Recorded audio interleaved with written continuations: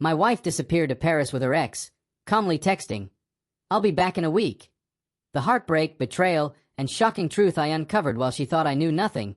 I had always trusted her. Every smile, every touch, every late-night conversation had felt like proof that we were unbreakable. But that morning, my phone buzzed with a text that would shatter the foundation of everything I believed. "I'll be back in a week. Don't worry." It was from her. Simple. Casual. The words seemed harmless, yet they carried a weight that made my stomach twist. I stared at the screen, heart hammering, fingers trembling. Something about it didn't feel right. She wasn't supposed to leave. Not like this. And certainly, not with him, her ex. The memory of their past flashed unbidden in my mind. The long night she had spent texting, the sudden mood swings, the whispered phone calls she always hid from me. I told myself it was nothing. Just paranoia. But deep down, a cold, sinking fear settled in my chest.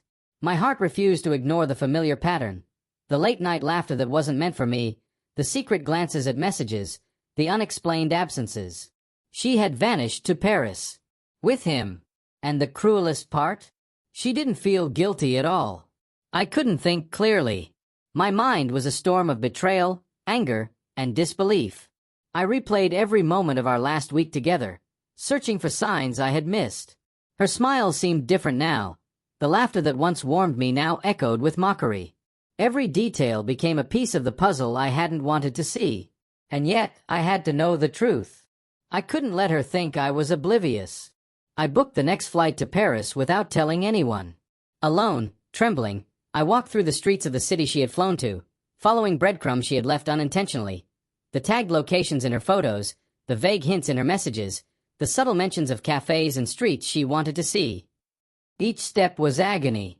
Each turn, a reminder that she was alive and out of reach, laughing, living a life I thought was mine to share. It wasn't long before I found the apartment. Her name etched lightly on the mailbox, her favorite flowers still arranged perfectly in the vase by the door, things she left behind, as if expecting me to notice.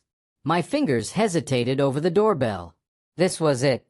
This was the confrontation I had imagined in countless sleepless nights. My heart raced, throat tight, eyes stinging. And then the door swung open, and I saw him. The sight burned into me. Her ex, standing there with that smug, knowing grin. And her, smiling at him like I had never existed, like every shared memory had been meaningless. She looked radiant, carefree, completely unburdened by guilt. My world tilted. I could feel every heartbeat in my chest like a drum of betrayal. My mind screamed at me to turn around, to leave, but something deeper, a raw, desperate need for the truth, kept me rooted. I watched them move around the apartment, careless, laughing, touching, everything I had once shared with her now desecrated in front of my eyes. And then, I saw it, a phone left unlocked on the counter, messages I wasn't supposed to read. I shouldn't have, but I did. Names, dates, plans. The confirmation of months of deception. Paris wasn't a spontaneous trip. It was the culmination of lies, secret meetings, and betrayals I hadn't even imagined. My hands shook, tears blurred my vision, but a cold, calculated resolve began to replace the initial shock. I wasn't going to scream, confront, beg, or plead. I would let them think I was ignorant, let them believe I had no idea, and then I would show her the truth in a way she could never ignore. I left the apartment quietly, my mind racing, plotting. I had collected everything, screenshots, messages, locations, all the evidence she thought she had buried. When I returned home, I didn't call, didn't text, didn't reach out. I simply prepared. The next day, when she returned, smiling, acting as if nothing had happened, I was ready. She stepped through the door, still expecting my casual ignorance, my silent acceptance. But I let her see the look in my eyes first, a quiet storm, a heartbreak carved deep into every line of my face. I handed her the phone, the messages, every piece of her betrayal laid bare. And she froze. That smile faltered. That arrogance vanished. She had thought she could escape the truth, that Paris would shield her lies.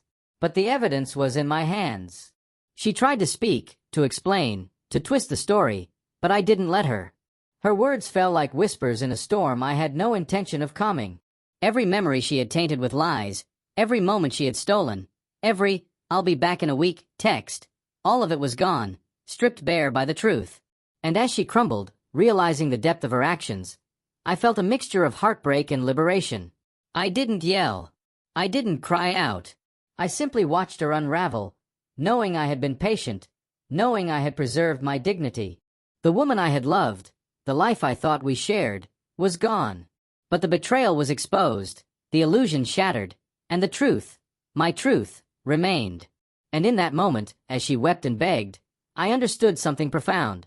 Sometimes the strongest revenge isn't shouting, it's surviving. It's standing tall while they fall. Heartbreak as armor, truth as sword. I left her there, her pleas fading behind me, the Parisian air heavy with the reality she had created. And as I walked away, the weight of betrayal still pressing against my chest, I felt a strange clarity. Love had been stolen, trust had been shattered, but I had uncovered the shocking truth, the reality she had hidden, and in that knowledge, I found my freedom.